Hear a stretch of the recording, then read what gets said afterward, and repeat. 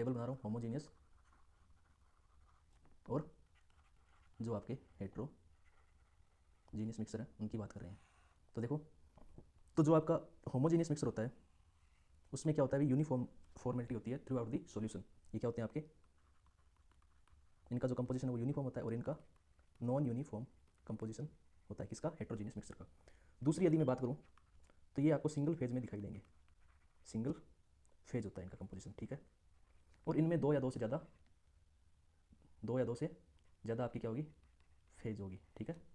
और जो homogeneous mixer हैं उनका जो कंपोनेंट्स का साइज़ है वो एटॉमिक या मोलिकुलर लेवल पे दिखाई देगा, ठीक है। क्या होगा, एटॉमिक या मोलिकुलर लेवल होगा, ठीक है। किसकी बात कर रहा हूँ मैं, कंपोनेंट के साइज़ की बात कर रहा हूँ।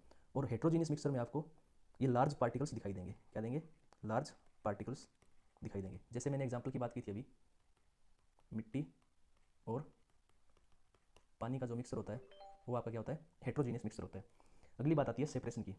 सेपरेशन की यदि मैं बात करूँ, अब ये जो होमोजीनियस मिक्सर है ये यूनिफॉर्म होंगे, यानी कि अच्छे से मिक्स होंगे तो आप इनको सेपरेट भी आसानी से नहीं कर सकते।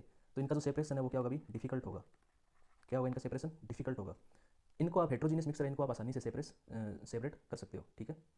इनको आप आसानी से इजीली सेपरेट कर सकते हो, ठीक है। जो होमोजीनियस जो मिक्सर होते हैं उनको हम क्या बोलते हैं, सॉल्यूशन बोलते हैं। उनको ही हम क्या बोलते हैं, सॉल्यूशन बोलते हैं, ठीक है। और जो आपके हेट्रोजीनियस मिक्सर होते हैं उनको हम क्या बोलते हैं, सस्पेंशन या कोलाइड्स बोलते हैं। उनको क्या बोलते हैं, कोलाइड्स बोलते हैं, ठीक है। तो ये दो चैप्टर हैं आपके, एक सॉल्यूशन और एक कोलाइड्स। कोलाइड्स वाला चैप्टर है, उसकी बात हम आगे के लेक्चर्स में करेंगे। अभी हमारा चैप्टर शुरू हो रहा है कौन सा, सॉल्यूशन। और इसमें आपका एक वर्ड आया था होमोजीनियस और हेट्रोजीनियस, तो उसकी हमने बात की। यहाँ से आपको ये एक चीज़ क्लियर होगी कि जो सॉल्यूशन होगा वो कैसा होगा, होमोजीनियस होगा।